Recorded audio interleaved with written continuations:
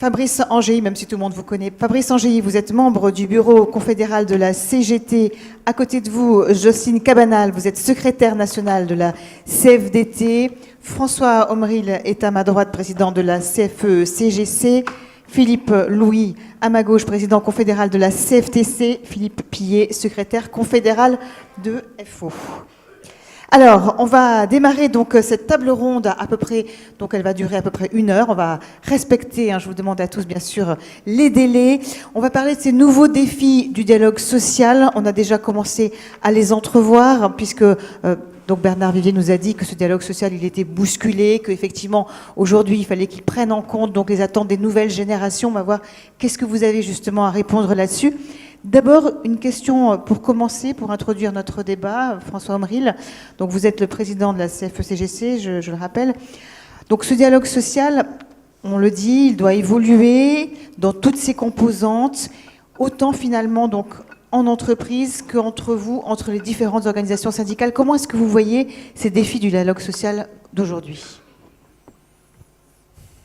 Merci, bonsoir à tout le monde. Alors j'aime beaucoup l'introduction qu'a fait Bernard Vivier parce que finalement il a ouvert certaines pistes. Je ne suis pas sûr de partager toutes les observations qu'il fait, mais au moins beaucoup de pistes sont ouvertes. Et notamment je voudrais revenir sur ce qu'il a dit pour répondre à votre question.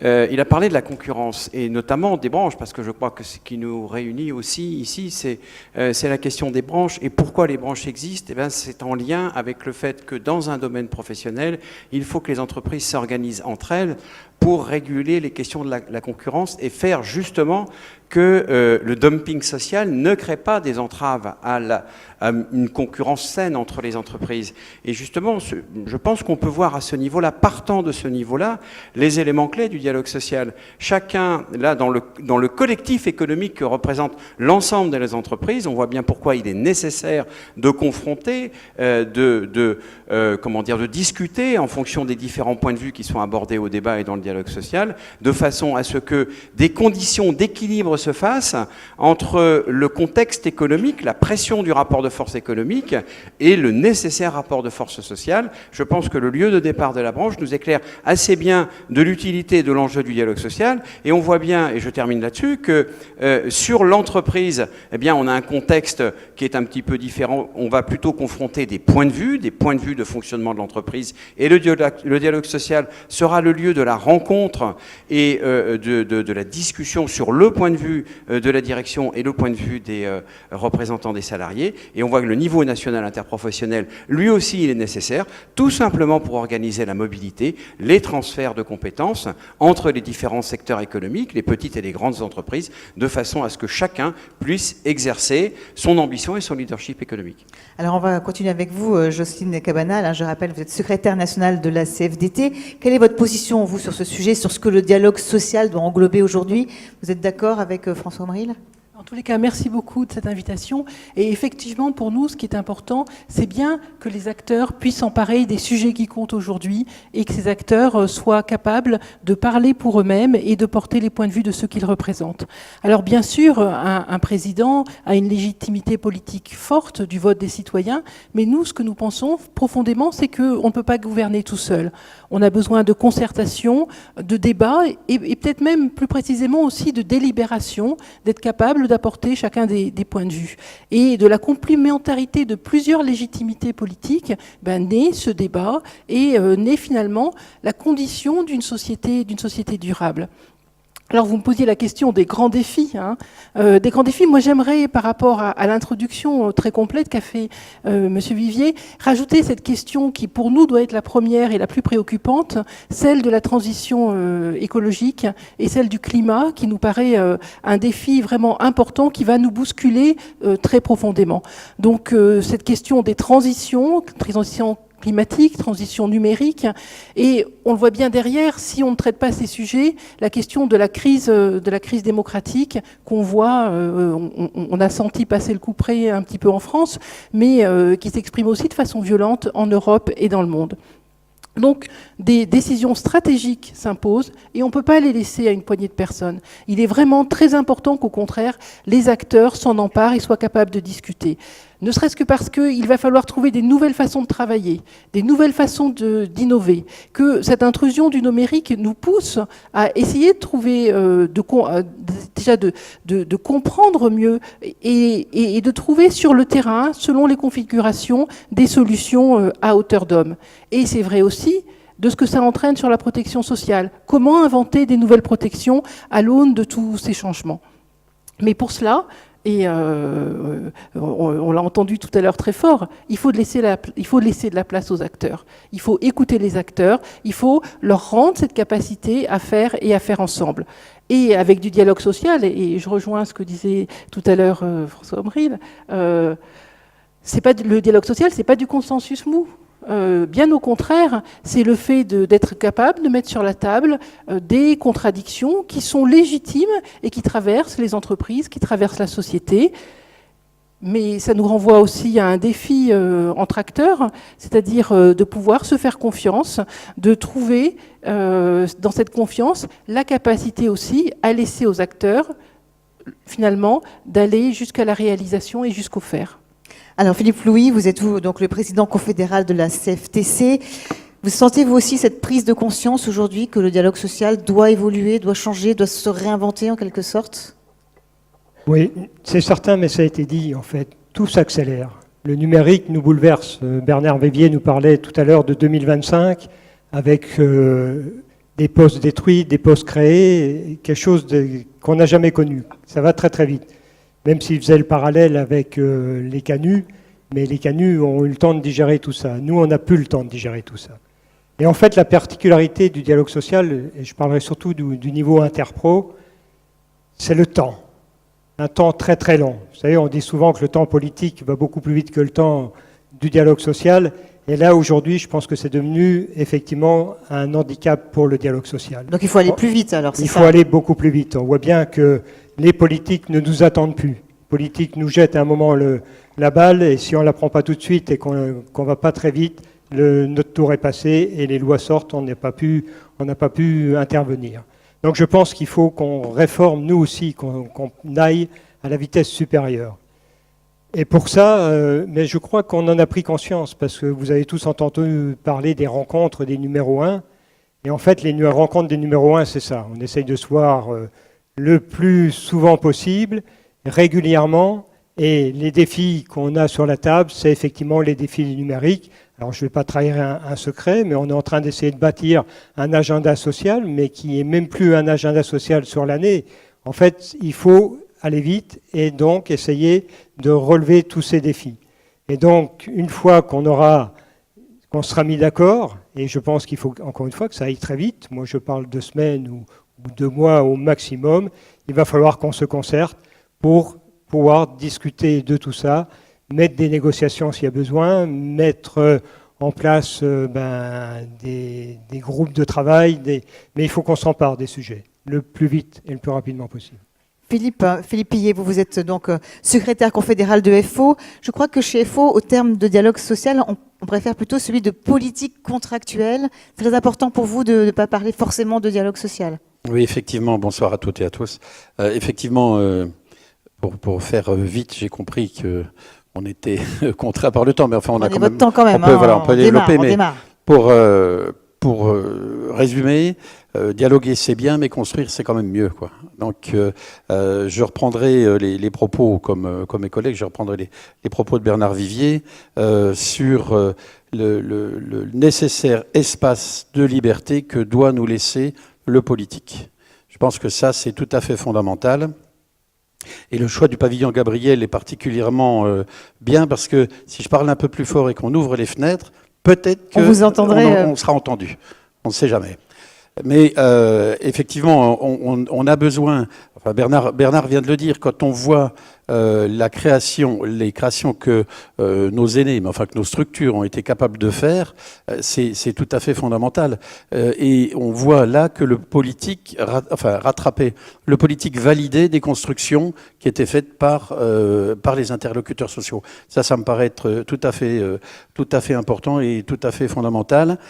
François a parlé effectivement de régulation au niveau de la, comment dirais-je, de la des entreprises à l'intérieur d'une branche. On peut parler aussi d'égalité de droits des salariés à l'intérieur de la même branche, quoi. Donc on a les deux phases qui sont tout à fait intéressantes à travers de la politique contractuelle. Et je suis également d'accord avec François, dans la politique contractuelle, il y a aussi le rapport de force. On n'est pas là dans la gestion, on est dans l'obtention et dans la bagarre, entre guillemets, pour obtenir des nouveaux droits. Fabrice Sangéi, vous êtes donc membre du bureau confédéral de la CGT. Pour vous aussi, il faut revoir cette finalité du dialogue social ? Oui, bonsoir, revoir. Et je pense qu'il faut avoir peut-être une vision aussi moins idyllique, moins angélique du dialogue social. Le dialogue social, ça n'a de sens que s'il y a une efficacité économique qui se double d'une efficacité sociale. On est trop angélique aujourd'hui, vous trouvez ? Peut-être dans les propos un petit peu. Non, on n'est pas angélique de croire en dialogue social, mais il faut y mettre un sens, il faut mettre un but. Et le but, je viens de le dire, c'est bien ces efficacités sociales qui, pour moi, n'est pas contradictoire et peut amener à l'efficacité économique. Et je pense, et justement, donc le numérique, ça a été dit en présentation, il y a des risques, mais il y a d'énormes opportunités. On y reviendra peut-être, puisqu'on a des propositions là-dessus. Et trop souvent, aujourd'hui, le dialogue social, on parlait du temps, il faut faire attention qu'au motif du numérique, on est beaucoup plus sur l'adaptabilité à un monde qui bouge, entre guillemets. Nous, rien ne bouge en réalité, dans les relations. Et je pense que vous trouvez que rien ne bouge quand même ? Je vais illustrer pourquoi rien ne bouge. Je crois qu'il y a un grand sujet qui est sur la table, qui a été évacué, c'est quel rôle de l'entreprise, quelle finalité sociale. Ça ramène un petit peu à l'enquête qu'on a vue en début. Et là-dessus, effectivement, la loi Pacte, qui devait asseoir un rôle donc à l'entreprise, sa place dans la société, est passée sciemment à côté. Je pense que les défis du dialogue social aujourd'hui, je rejoins un petit peu ce qu'a dit ma camarade de la CFDT, on dit camarade syndicalement.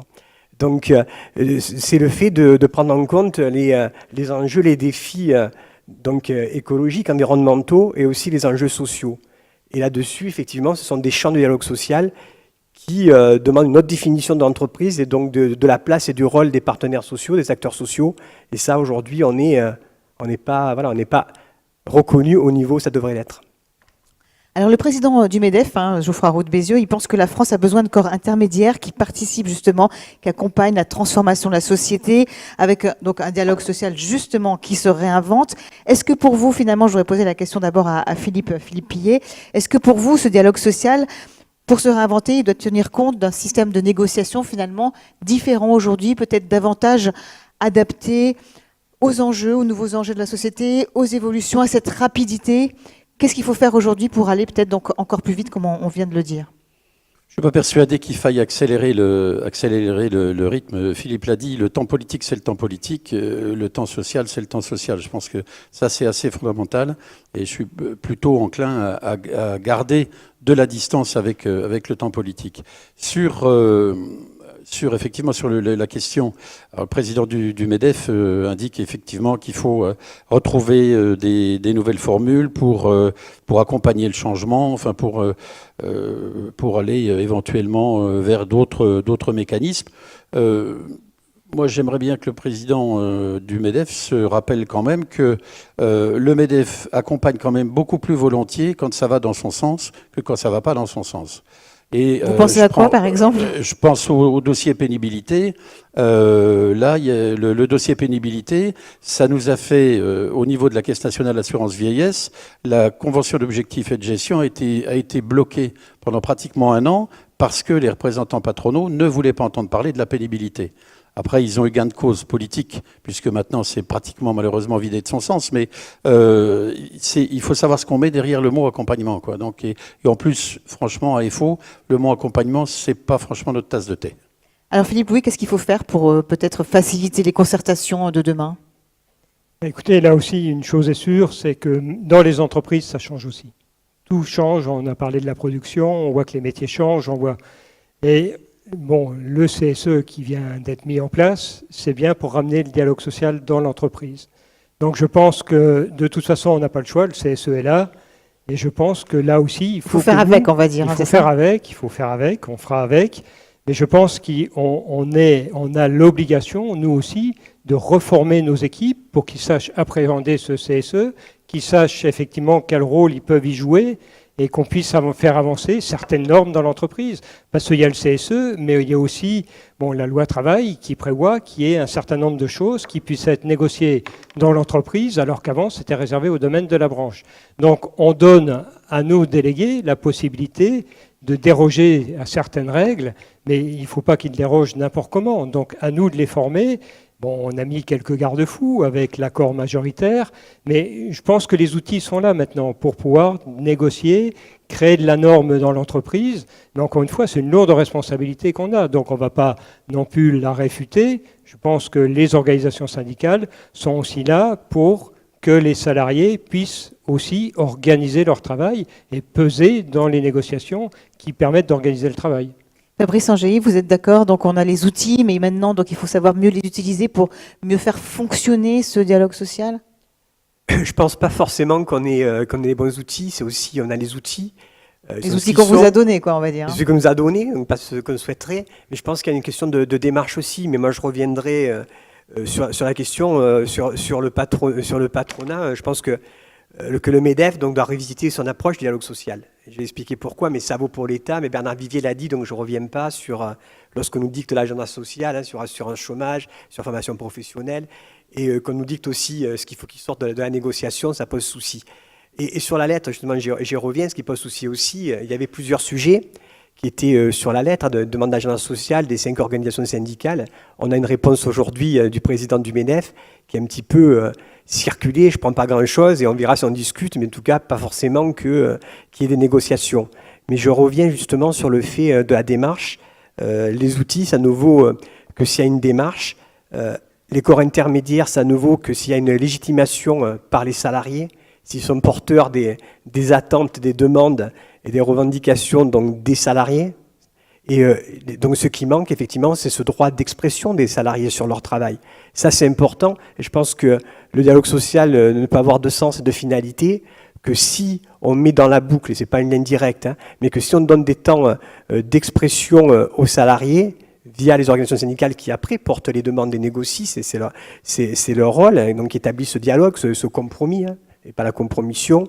Il faut qu'on puisse écouter les salariés, qu'on puisse avoir des instances au plus près de ces salariés, ce qu'ont pas fait les ordonnances Macron.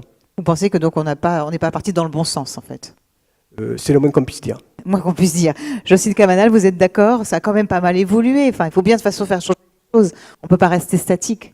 Oui, et si le président du MEDEF a dit effectivement qu'il fallait réinventer le dialogue social et qu'on prenne un petit peu de champ, on s'aperçoit que le dialogue social, quand même, il n'arrête pas de bouger. Il y a eu les lois Rebsamen, il y a eu les lois travail, il y a eu les ordonnances. Donc on ne peut pas dire que le dialogue social n'ait pas bougé dans la période, bien au contraire, et que ce serait peut-être une forme de stabilité dont il aurait besoin pour arriver à produire des résultats. Et donc, comme le disait Philippe Pillet, du temps long et du temps entre les partenaires sociaux. Mais du temps long, on n'a plus trop le temps justement aujourd'hui. Alors, le temps de la réflexion, ce n'est jamais du temps perdu. Je pense qu'il ne faut pas oublier, confondre vitesse et précipitation. Et je pense que dans un certain nombre de propositions, et notamment de propositions qui émergent aujourd'hui, il y a de la réflexion qui s'inscrit aussi dans les histoires syndicales des uns et des autres. Et par exemple, nous, ce qu'on sent monter très très fort dans le dialogue social, dans les besoins qu'on a du dialogue social, c'est le partage du pouvoir. Ce que nous disent les salariés, ce que nous disent les travailleurs, et on a fait une enquête. J'étais d'accord avec vous. On a fait une enquête extrêmement forte sur le travail. On a eu plus de 200 000 réponses. Il y a plus de 70%. Les travailleurs nous disaient, nous voulons un meilleur partage du travail. Nous voulons plus d'autonomie dans le travail. Nous voulons pouvoir peser sur les conditions du travail et l'organisation du travail. Par exemple, en repensant la place du travail et des représentants du travail dans les conseils d'administration ou les conseils de surveillance, et pour travailler sur toute cette organisation. Et il nous semble que c'est intéressant parce que les travailleurs le disent d'une part pour améliorer leurs conditions de travail, mais aussi pour que leur entreprise, leur administration fonctionne mieux. Mais ce dialogue social réinventé dans les entreprises, ça ne veut pas dire laisser tomber le dialogue social interprofessionnel. Bien au contraire. Bien au contraire. Il faut au contraire, finalement, continuer à le faire évoluer. François Omril, qu'est-ce qu'il faut faire alors pour faire évoluer aussi ce dialogue social à la fois dans l'entreprise, à la fois interprofessionnel? Est-ce qu'il faut aller plus vite, pas plus vite? On voit bien que là-dessus, il y a un peu, peut-être pas une contradiction entre vous, mais enfin, vous n'êtes pas tous sur la même ligne. Bon, moi, j'ai pas tellement envie de tourner autour du pot. Le temps. Allez, allons-y. Moi, à 30 ans de carrière, j'ai connu beaucoup de directions, j'ai vu beaucoup de gens pressés, j'ai pas vu beaucoup de choses qui avançaient. Donc, en général, plus j'ai en face de moi des gens qui disent « faut aller vite », plus on court à la catastrophe. Donc moi, j'ai une notion, je pense que je rejoins assez bien mes collègues sur le sujet, j'ai une notion assez relative de la question du temps. On est entouré de gens qui nous disent « tout va très vite, il faut faire vite, il faut faire vite ». Tout ça me fatigue un peu. Et puis, il y a beaucoup de philosophes qui attirent notre attention sur le fait que quand on est pressé comme ça par des gens qui disent « faut aller vite », en fait, ces gens-là nous empêchent de réfléchir. Et moi, je pense que ce serait pas mal de s'asseoir un peu sur le trottoir et de regarder dans quel mouvement on est. Deuxièmement, les outils. Alors, Muriel Pénicaud nous dit, on vous a donné les outils. Moi, je trouve ça un peu culotté. On est arrivé avec une belle voiture dans la cour de l'Élysée, on nous l'a démontée, tout est par terre, les roulements à billes, etc. Et puis on arrive en disant, bah, tenez, voilà les outils, reconstruisez le véhicule. Non, quand même, faut pas exagérer. Il y a des éléments de tradition, puis il y a des éléments d'efficacité sur lesquels l'État est intervenu sans prendre l'avis des organisations syndicales, ce qui me fait dire que la concertation, c'est quand même un peu de la foutaise. Ce qu'il faut faire, c'est de la vraie négociation, c'est-à-dire des éléments de débat sur des points de vue dans lesquels chacun s'avance sans se cacher sans avoir à masquer les points de vue qu'il a à défendre. Et puis après, on trouve des consensus, on négocie des accords, on les signe, on les applique et chacun s'engage. Ce qui me fait dire, pour finir, Geoffroy Roux de Bézieux, qui est une personne particulièrement remarquable et très engagée, nous parle de dialogue social renouvelé. Mais soyons clairs, c'est de la langue de bois. C'est de la langue de bois. La crise du paritarisme aujourd'hui, c'est quoi ? Ce que Bernard Vivier nous expliquait tout à l'heure. La crise du paritarisme, ça n'est rien d'autre que le libéralisme à outrance. C'est-à-dire un lieu intellectuel dans lequel on explique à tout le monde qu'il n'y a pas d'alternative. C'est le fameux TINA, there is no alternative. Mais s'il n'y a pas d'alternative, il n'y a pas de dialogue. Il y a des points de vue, il y a des points de vue différents, et ces points de vue doivent s'affronter pour construire une société dans laquelle chacun se sentira respecté par rapport à son point de vue. Et il n'y a pas de dialogue social s'il n'y a pas d'acceptation de principe que pour le progrès économique, il y a des points de vue différents, que ces points de vue doivent s'affronter dans le lieu de l'entreprise, de la branche, c'est ce que j'ai dit tout à l'heure, et doivent se matérialiser à travers des accords. Le dialogue social, c'est ça. Aujourd'hui, il a été en très grande partie déconstruit sous la pression du libéralisme et des différents gouvernements qui ont servi ce libéralisme. Alors justement, donc vous parlez du dialogue social. On peut applaudir François Omri. Vous parlez du dialogue social qui doit s'exercer donc au niveau de la branche, au niveau de l'entreprise. Ça, c'est une question importante. Fabrice Angély, j'aimerais qu'on aborde ce thème avec vous, celui de la décentralisation. Justement, donc finalement, est-ce qu'il faut que ce dialogue social il soit davantage décentralisé aujourd'hui et encore plus peut-être demain ? Nous, on le pense pas. On le pense pas. Nous, on pense pas à une notion de subsidiarité, mais de complémentarité. Si je prends par exemple, pour être concret, la question des salaires. La question des salaires, donc c'est bien au niveau national, et là je parle du dialogue social, c'est aussi avec l'État, même si je partage avec François Omri sur aujourd'hui la façon dont nous traite l'État, dont il traite la concertation. Donc c'est bien au niveau national qu'on doit fixer un minimum garanti pour chacun. Après, il y a les minimums de branches, ça c'est le conventionnel et c'est très important pour permettre une égalité entre les salariés, mais aussi éviter le dumping social pour les entreprises. C'est important parce que ce sont des lieux de solidarité, de mutualisation, donc de garantie aussi. Et au niveau de l'entreprise, que le dada aujourd'hui du MEDEF, le niveau de l'entreprise, c'est là où le salarié a le moins de possibilités de s'exprimer, a le moins de pouvoir. Il ne compte pas de la même manière et pas le même rapport de force au regard du lien de subordination. La négociation dans l'entreprise, elle est les 3/4 du temps la négociation que veut l'employeur. C'est ça la réalité. C'est le texte de l'employeur qu'on nous demande de paraffer et pas les propositions que porteraient les organisations syndicales, y compris entreprises. Donc il y a bien une subsidiarité, mais il faut que l'État joue son rôle de garant et les branches aussi. Et donc je terminerai pour pas être trop long. Dans les réformes du Code du travail, plutôt j'allais dire du marché de l'emploi, puisqu'on confond aujourd'hui droit du travail et droit de l'emploi, et c'est pas la même chose. Et donc, dans ces réformes donc, du marché de l'emploi, l'exemple européen que l'on a, y compris en Espagne, qui était un pays qui était assez couvert par les conventions collectives, on a eu le nombre d'accords qui a chuté. Paradoxalement, le fait de décentraliser les accords au niveau de l'entreprise, ça a entraîné une chute des accords. Est-ce que c'est là l'efficacité économique ? Est-ce que c'est là l'efficacité sociale ? Est-ce que c'est là le vivre ensemble ? On ne le pense pas. Mais il y a moins de chômage aussi. Monde de chômage, c'est autre chose. C'est la réforme, on pourrait ouvrir le débat, mais c'est pas celui de ce soir. C'est la réforme donc, du code du travail où on crée du salariat pauvre. Et c'est vrai que c'est peut-être important de le dire, puisqu'on est le lendemain de la journée mondiale du refus de la misère, à laquelle on a participé. Aujourd'hui, donc un salarié sur 3 est un salarié pauvre. Donc si le dialogue social, c'est arriver vers la précarité, vers la pauvreté, nous on n'en joue pas. Philippe Pillet, c'est un sujet très, très sensible pour vous également chez FO, ce sujet de la décentralisation.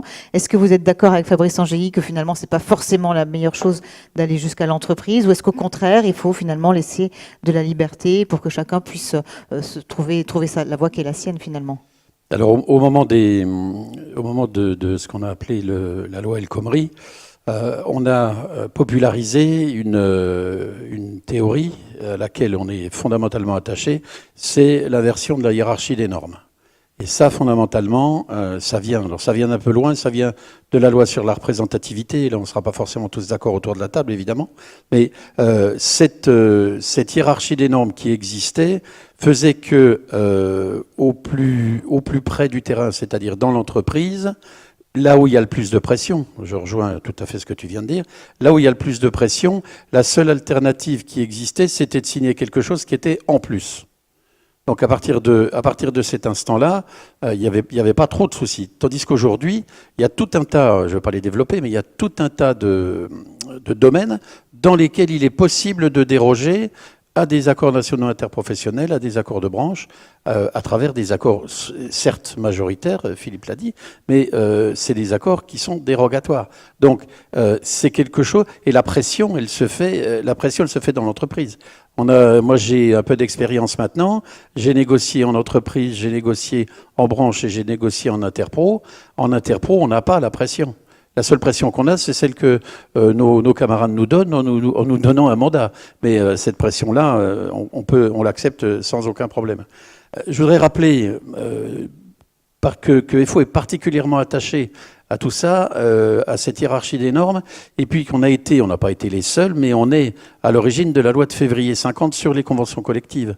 Ça a été quelque chose c'est pas le fait qu'on soit à l'origine, mais cette loi de février 50 est quelque chose de fondamental. Ça a permis de construire tout un tas de réglementations, particulièrement, donc c'est ADIS qui nous reçoit ce soir, particulièrement sur tout ce qui est protection sociale complémentaire. Fondamentalement, on n'a pas de leçon à recevoir du monde politique sur ce qu'on a pu fabriquer. Alors, donc Philippe Louis, pour vous, alors est-ce que vous êtes d'accord ou pas? Décentralisation, qu'est-ce qu'il faut faire? Où placer le curseur? Je pense que où on est tous d'accord, c'est le niveau de la branche. Effectivement, la branche est le régulateur, mais ça a été aussi rappelé par Bernard Vivier. C'est la branche qui empêche le dumping social, c'est la branche qui empêche la concurrence déloyale. Donc la branche doit garder son rôle régulateur. Ensuite, la question, c'est de savoir si on peut négocier dans l'entreprise, effectivement, en deçà de ce que la branche avait prévu. Bon, ça, c'est pas nouveau, parce qu'on sait très bien que sur le temps de travail, ça a été introduit par les lois Aubry. À l'époque, on négociait une diminution du temps de travail contre un assouplissement, et on avait l'annualisation. Donc voilà, on a su aussi gérer tout ça. L'annualisation est rentrée dans les mœurs, les salariés s'y sont habitués, et certains trouvent ça très bien. Donc redonner plus de latitude à l'entreprise, encore une fois, il faut la contrôler, il faut négocier à peu près. Mais je pense que là aussi, en 2025, c'est des 50 000 emplois qui vont disparaître. C'est des emplois qui vont se transformer dans l'entreprise.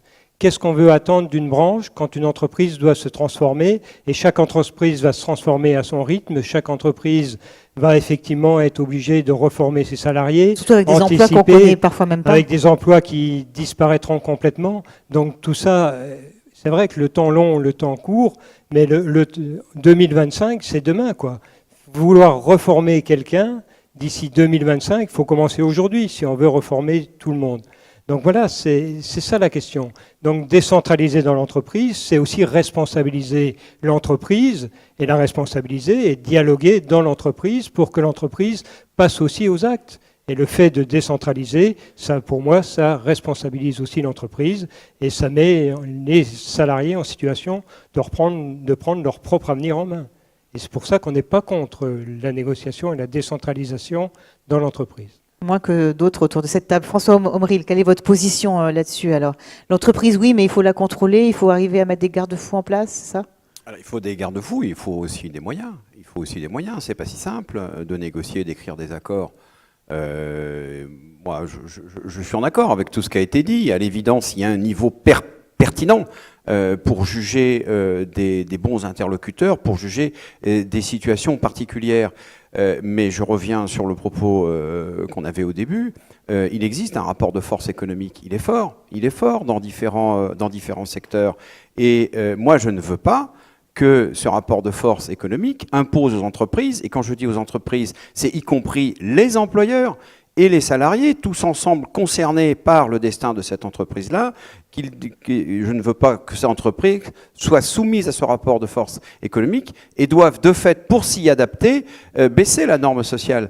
Le problème, il est là, effectivement. Le garde-fou, moi, à mon avis, n'est pas tellement pour contrôler ce qu'un employeur voudrait faire de sa propre initiative. Il est pour contrôler ce qu'un employeur pourrait devoir faire pour se soumettre à la contrainte que la chaîne de valeur ou le marché va vouloir lui imposer. C'est pour ça que la norme conventionnelle est extrêmement importante.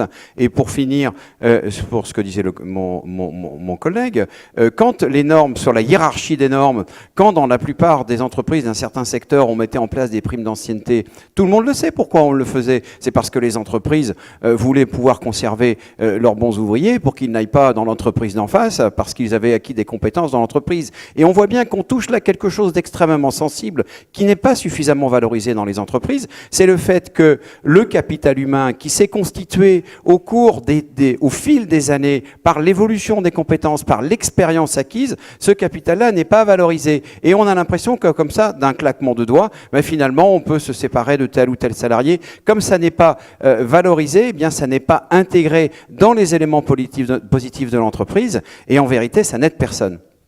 Jocelyne Cabanal, alors votre avis sur la question, donc décentraliser, être plus près de l'entreprise, valoriser la permanence des salariés, quelles sont vos positions là-dessus? Alors pour la CFDT, c'est vraiment historique.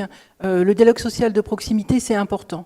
C'est important parce que effectivement, si on croit à la capacité des acteurs de définir pour eux-mêmes ce qui est le mieux pour eux-mêmes, alors c'est important de leur donner la force et la capacité de négocier, et en l'occurrence au niveau de l'entreprise. Et ça remonte de très loin dans l'histoire de la CFDT. Hein.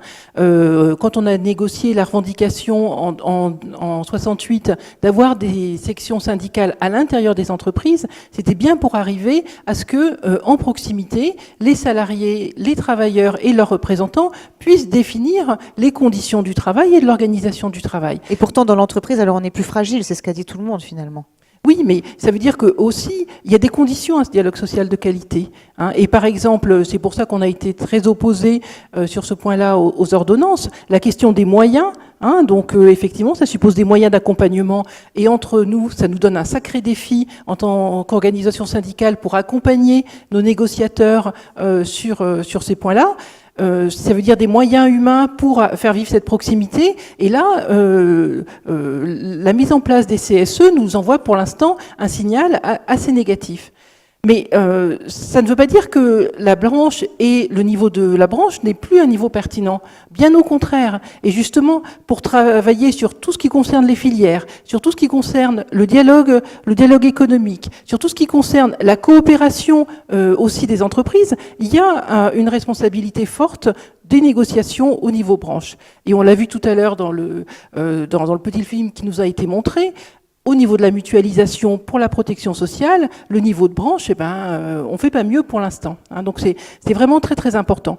Mais il n'y a pas que ces deux niveaux, il y a aussi le territoire, où c'est là qu'on va définir les besoins des travailleurs, des entreprises et notamment des services publics, par exemple pour la formation, pour l'emploi, mais plus généralement les services publics.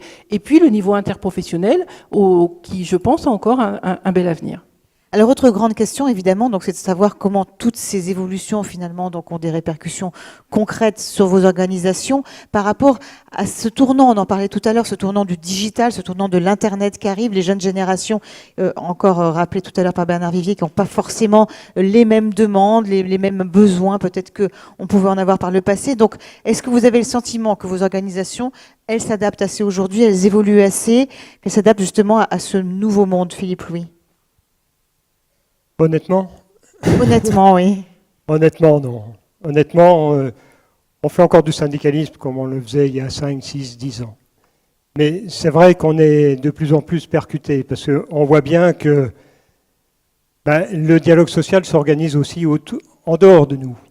Et le meilleur exemple qu'on ait eu, c'est les fameux livreurs Deliveroo, qui n'ont pas voulu rejoindre vraiment une organisation syndicale, qui se sont organisés tout seuls. Et ils se sont organisés en dehors d'une organisation syndicale, simplement en mettant une application. Cette application a servi dans un premier temps à faire des apéros entre eux. Et au moment où il a fallu faire une action, l'application a servi à arrêter tous les livreurs au même moment pour peser sur une revendication.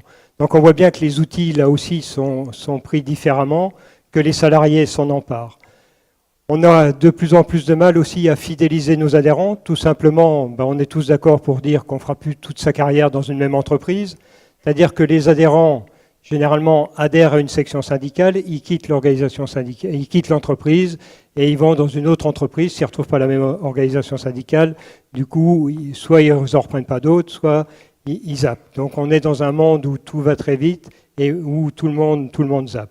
Donc c'est ça le défi qui nous attend. Et en fait, on n'est pas vraiment structuré pour ça. On est encore dans des organisations très cloisonnées, pyramidales, où on ne sait pas ouvrir l'organisation en fait en communauté. Mais bon, je vais prendre l'exemple de la CFDT qui fait de plus en plus d'enquêtes. On voit bien qu'on a besoin, nous aussi, de s'ouvrir, d'aller voir un petit peu ce que pense tout le monde.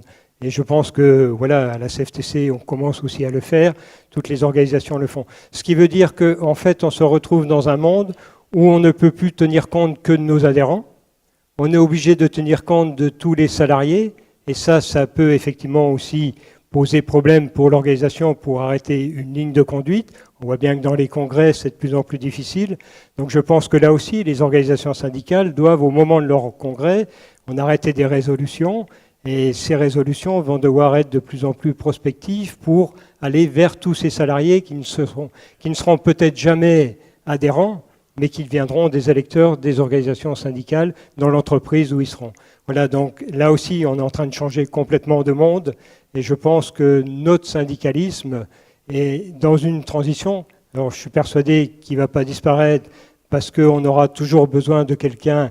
C'est le rôle des corps intermédiaires. Il restera des corps intermédiaires.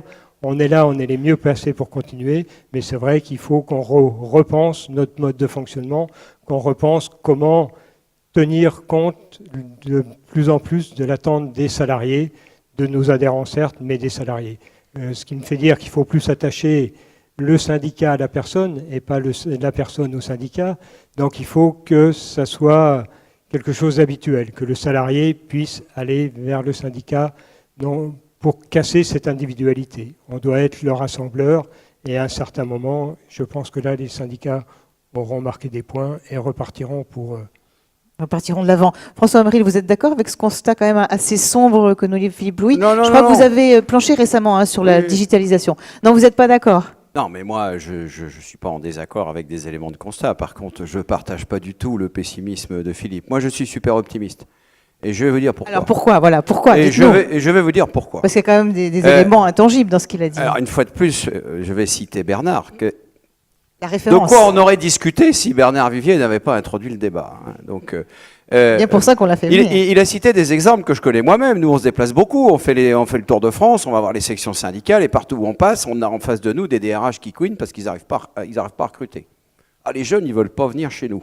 On leur dit, quelque part, c'est pas tellement surprenant. Ça fait 20 ans que vous nous répétez que s'ils viennent dans l'entreprise, ça va être Trafalgar tous les mois, qu'ils vont peut-être perdre leur emploi, qu'il ne faut pas qu'ils s'attachent parce que ça va être terrible et tout. Mais les jeunes, ils sont malins, ils sont beaucoup plus malins que nous.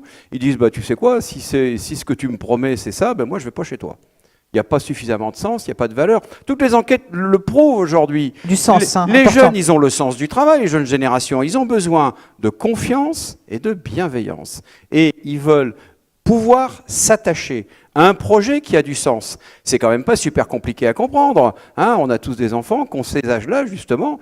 Et moi, je suis pas du tout inquiet sur la jeune génération. Depuis Socrate, de génération en génération, on se dit, oh là là, les jeunes, c'est compliqué. Ça vous Mais fait non, sourire, pas hein. du tout, pas du tout. Moi, au contraire, je suis super optimiste pour les organisations syndicales, contrairement à ce qu'on pourrait penser, parce que justement, nous, on porte ces valeurs.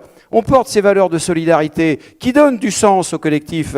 Et on a les codes, justement, Je crois pour que faire Fabrice rentrer Sangelli les est gens. d'accord, hein. Alors, on a les codes, on a les valeurs. Ce qui nous manque là-dessus, je suis un peu d'accord avec Philippe, on n'a pas encore tous les outils. Hein, les réseaux, etc. Mais c'est bien, il est honnête. On hein. voit bien. Mais je terminerai là-dessus. Dans une entreprise qu'on visitait il y a longtemps, à Cannes, rendez-vous compte, où on fabrique des satellites, c'est quand même plutôt intéressant. Le DRH nous dit deux choses. Il nous dit, j'ai du mal à recruter. On dit quand même, à Cannes, on est au bord de la mer. Oui, mais c'est quand même difficile, les gens, ils ont du mal. Et puis il dit, mais on a un vrai problème, parce que les jeunes, on en recrute quand même, et puis ils vivent en groupe. Ils sortent le soir, ils sont sur des réseaux, ils ont leurs petites applications, ils discutent entre eux. Et puis quand tout d'un coup, ils découvrent que les conditions dans lesquelles X travaillent par rapport à Y sont différentes, ils viennent me voir en bande, ils arrivent à 15 dans le bureau, et puis ils me demandent des comptes. Et le DRH de nous dire, mais moi je sais pas faire ça. Moi j'ai besoin d'avoir un représentant en face de moi qui soit capable de parler au nom du groupe. Est-ce que vous, organisation syndicale, vous pourriez pas prendre un petit peu plus la main sur un sujet comme ça? Moi je pense que d'une certaine façon tout est dit. Tout est dit. On voit bien que l'enjeu de la représentation et de la représentativité des organisations dans l'entreprise, il est très clairement posé, non pas sur le principe qu'elles existent et qu'elles aient un travail à faire pour porter justement ce sens des valeurs de la solidarité, mais qui profite au développement de l'entreprise. L'enjeu, c'est de créer le réseau, le moyen de communiquer, le moyen de créer l'attachement physique, mais aussi l'attachement moral à un projet collectif dans lequel chacun, quelle que soit sa génération, va se reconnaître. Jocelyne Cabanal, alors est-ce que vous êtes suffisamment armée pour répondre aux attentes des jeunes générations et à ce tournant quand même majeur de la digitalisation ? Alors, je pense qu'effectivement, il faut qu'on le prenne à bras le corps et trouver les nouveaux outils pour s'approprier ces dimensions-là. Et donc, travailler sur le numérique, c'est travailler sur, bien entendu, des nouveaux droits à inventer. Alors, il y a déjà des droits qui sont presque anciens, le télétravail, le droit à la déconnexion qu'on a fortement poussé, mais aussi comprendre le numérique et sur quoi il pose, sur quoi ce qui va faire changer. Si je repense à l'étude tout à l'heure, on voyait par exemple que sur la prévoyance, la plupart des entreprises ne savaient pas quels étaient leurs droits. Alors je me disais, mais et les salariés dans tout ça, est-ce qu'ils connaissent leurs droits? Et on voit des portails qui se montent, le portail des droits sociaux, les institutions de protection sociale, comment elles rentrent là-dessus? Et nous, organisations syndicales, est-ce qu'on peut pas être aussi les garants des tiers-lieux et inventer la protection sociale qui intègre aussi le numérique pour que les salariés accèdent à leurs droits? Mais par rapport à ce que disait François, là j'ai envie de le taquiner un petit peu sur la question des enfants, c'est que à la CFDT on n'a pas envie d'écrire les droits pour nos enfants. On pense que le mieux c'est de laisser de la place aussi aux jeunes pour qu'ils puissent prendre leur place à l'intérieur des organisations syndicales. Ce qu'ils font peut-être pas encore assez d'ailleurs. Ce qu'ils font pas encore assez, hein. Et donc la question fondamentale c'est la représentativité, la participation.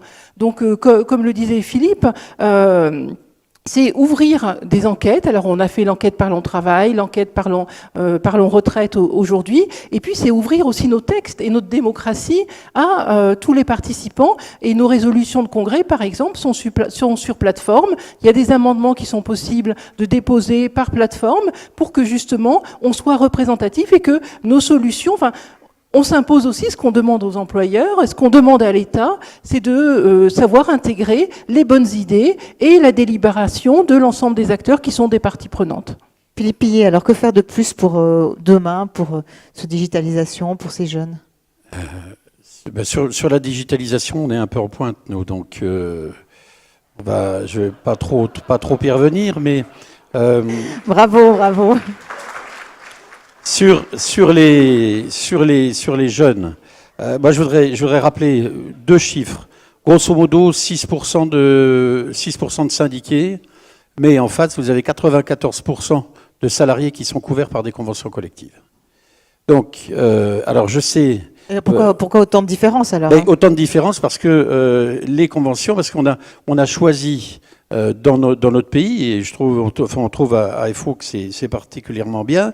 On a fait le choix que dès l'instant où il y a une avancée, enfin, dès l'instant où il y a une convention qui est signée, elle s'applique à tout le monde, syndiqué ou pas syndiqué. Alors, est-ce qu'on est schizo au point finalement de saper nos bases? Il y a des pays dans lesquels il faut être syndiqué pour bénéficier de l'accord signé par le syndicat. Il n'est évidemment pas question de revenir sur l'égalité de traitement dont on dispose ici, enfin dont on dispose dans notre pays, mais je pense qu'on a aussi un rôle pédagogique. Je pense qu'il y a des choses. J'avais un ami qui était à une époque directeur de l'École nationale supérieure de la sécurité sociale, et qui disait, par exemple, pour la sécurité sociale, il disait la sécurité sociale, c'est comme l'air qu'on respire. C'est le jour où il n'y en a plus qu'on se rend compte que ça sert. On est aujourd'hui, qu'on ait 20 ans, 30 ans, 50 ou 60, s'il nous arrive un pépin, on est pris en charge dans des bonnes conditions à l'hôpital et ça ne nous viendrait même pas à l'idée d'avoir la question combien ça va me coûter, est-ce que je vais pouvoir payer. Ça, c'est fondamental. On n'est pas aux États-Unis, hein, c'est sûr. Mais on n'est pas aux États-Unis, effectivement. Donc ça, je pense que c'est tout à fait important. Alors évidemment, c'est un peu compliqué, mais moi j'ai été jeune, je vais pas remonter à Socrate, mais je me rappelle quand j'étais à l'école, on apprenait un poème de Ronsard sur la rose qui venait d'éclore. Et les jeunes aujourd'hui, il faudrait quand même qu'ils se rendent compte que c'est les vieux de demain et que ça va relativement vite. Donc attention, n'opposons pas les générations. Travaillons, évidemment, on a besoin d'eux. On a des jeunes militants qui sont engagés. Il n'y a pas que chez nous qu'il y en a, il y en a partout. Et ces jeunes militants, ils sont engagés, ils ont la pêche qu'on avait et qu'on essaye encore de garder malgré les années aujourd'hui, quoi.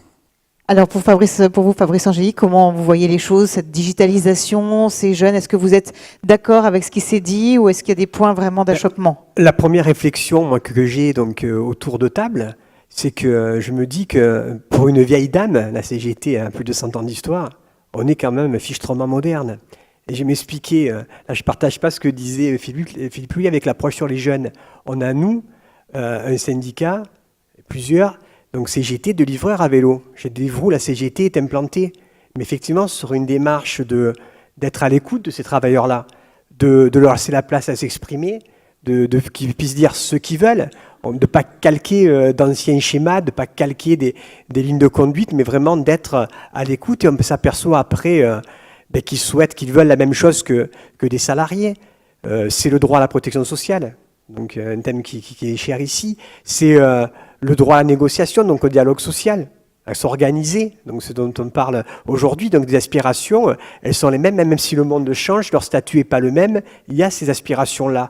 Et quand je disais, donc on a une expérience, on a depuis longtemps syndiqué par exemple les taxis via le syndicat des taxis des coches, donc des artisans taxis, qui n'étaient pas des salariés, mais on a aussi les gérants non salariés des casinos. Donc on a une pratique d'écoute par rapport donc à ces jeunes, à ces nouveaux métiers, mais aussi quand je dis fichtrement moderne, c'est le fait que la digitalisation modifie les process de travail, les organisations. Et on s'aperçoit qu'on a des revendications, des propositions pleinement en phase. On parlait du droit à la déconnexion, mais pas que. On pourrait parler aussi du nouveau statut du travail salarié, qui permet de donner des droits individuels aux personnes, garantis collectivement et qui sont opposables et transposables auprès des employeurs, donc qui permettent les évolutions de métier, les changements de carrière. Donc de prendre en compte en fait ce monde qui bouge. Donc je pourrais en formuler plusieurs. Je pourrais aussi formuler avec la digitalisation, on a vu sur la destruction d'emplois, parce qu'on n'a pas encore vu trop de création, le fait qu'aujourd'hui, de revendiquer la semaine de travail à 32 heures, c'est pertinent. Au vu de la rentabilité que dégage le numérique et du temps libéré. Donc voilà, on s'aperçoit qu'on est en phase donc avec ce monde qui bouge et concernant Vous sentez pas en retard du tout alors? Non, concernant le syndicalisme, on a aussi nous donc on vient de mettre en place donc comment on appelle ça, donc le terme m'échappe, mais donc une formation entre guillemets à distance pour permettre à chacun de prendre connaissance et de connaître la CGT. Qui est disponible sur notre nouveau site qui va être lancé incessamment sous peu. On filme, donc on a sur le réseau Internet un certain nombre d'initiatives qu'on rend publiques aussi. Donc voilà, on utilise les médias, les réseaux sociaux, mais je voudrais donc, pour pas être trop long, dire attention aussi, et c'est valable aussi sur la mutualité, le syndicalisme 2.0, ça ne peut pas remplacer l'humain. C'est complémentaire, il faut les deux. Merci beaucoup. Est-ce que vous voulez rajouter quelque chose? On arrive bientôt au terme de cette table ronde. Avant la conclusion, je vous voyais prendre des notes. Non, vous n'avez rien à rajouter? Si, je pense que, et c'est important, le dernier point qui vient d'être abordé, c'est la question de la justice sociale, y compris, alors nous, on parle toujours de transition juste, et donc comment, dans un monde numérique, on fait attention à ceux qui pourraient en être le plus éloignés, et donc penser des dispositifs qui incluent plutôt qu'ils n'excluent. Penser des dispositifs qui incluent plutôt qu'ils n'excluent, évidemment. François Omeril? Oui, non, un mot en complément, parce que c'est vrai que je ne l'ai pas cité par rapport à votre question tout à l'heure. Nous, on a organisé la semaine dernière ce qu'on a appelé une université, où on a fait venir tous les représentants de la Confédération, de la CFE-CGC, venant de toutes les branches, de toutes les entreprises, qui représentent les plus jeunes d'entre nous pour réfléchir sur la thématique de l'entreprise. Et de la digitalisation. Oui, notamment, et croyez-moi qu'on a été servi, c'est ce qui me rend très optimiste, parce que chacun intervient avec sa propre expérience, pose des questions drôlement bien calibrées par rapport aux problématiques, et s'intéresse à la question de l'entreprise. C'est ça le sujet central. L'entreprise, c'est nous. L'entreprise, c'est tout le monde. Il faut redonner du sens à l'entreprise. Et on voit bien que, quelles que soient les générations, la problématique qui est posée, c'est celle-ci. Et moi, ça me rend très optimiste. Alors on arrive donc, je le disais, au terme de cette table ronde. Je voudrais qu'on fasse un dernier tour de table en vous demandant finalement quelles sont vos préconisations les plus importantes, on va dire, pour l'avenir, pour ce renouveau du dialogue social, pour relever ces nouveaux défis du dialogue social. C'est notre thème de ce soir. On va commencer avec vous, si vous voulez, Fabrice Angéi. Très rapidement, donc par des verbes, c'est avant tout reconsidérer le travail, avec un travail qui bouge. C'est redéfinir la place et le rôle de l'entreprise dans la société. Et puis c'est aussi conforter le rôle et la place des salariés dans l'entreprise. Philippe Pillet. On a tous fait référence en louant la qualité de son exposé à Bernard Vivier. Je vais me permettre une petite nuance parce qu'il m'a titillé en tant que Lyonnais. Il a parlé des canuts. Pour moi, les canuts, ils sont absolument tout à fait modernes. Les canuts, c'est les Uber. C'est les Uber du début du 19e siècle. Les canuts, c'est la nuance que je me permets d'avoir avec Bernard, les canuts, ils ne se révoltent pas parce qu'il y a de la mécanisation supplémentaire, ils se révoltent simplement parce que le donneur d'ordre exporte le risque économique sur l'exécutant. C'est Uber. C'est l'employeur, qui n'est pas tout à fait un vrai employeur, reporte le risque économique sur le salarié qui n'est pas tout à fait un salarié. C'est ça, fondamentalement, ça, il faut absolument qu'on arrive. On a fait, tu l'as dit, on a aussi, on a approché des VTC, on a aussi des syndicats de VTC. Mais ça, je pense que c'est quelque chose de tout à fait fondamental. Il ne faudrait pas que l'arbre de la digitalisation cache la forêt de la relation du travail et de la relation économique et de la subordination. On parle, un salarié aujourd'hui, c'est une subordination juridique et économique.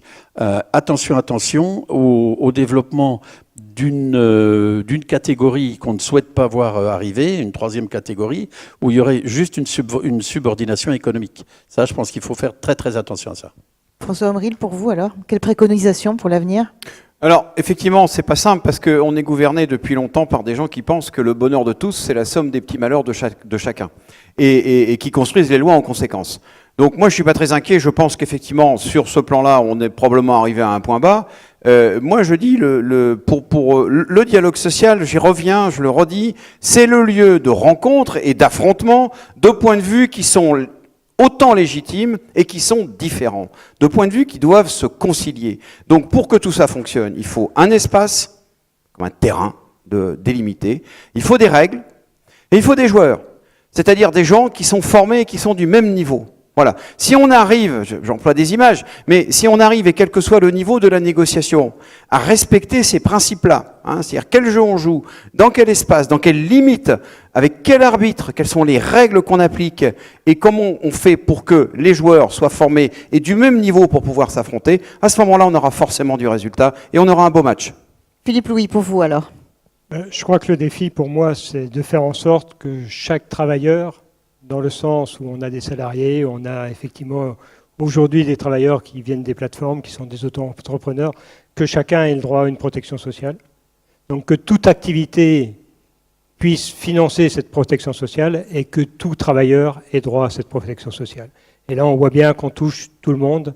Et ça, je pense que c'est le rôle des organisations syndicales de faire en sorte que ce nouveau contrat social puisse émerger pour que tout le monde puisse être pris en charge. Jocelyne Cabanal, le mot de la fin.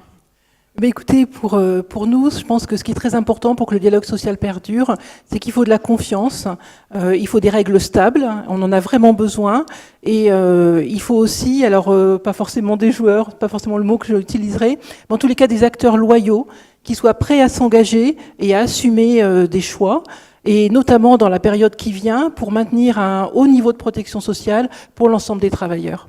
Merci beaucoup, merci à tous, je pense qu'on peut les applaudir.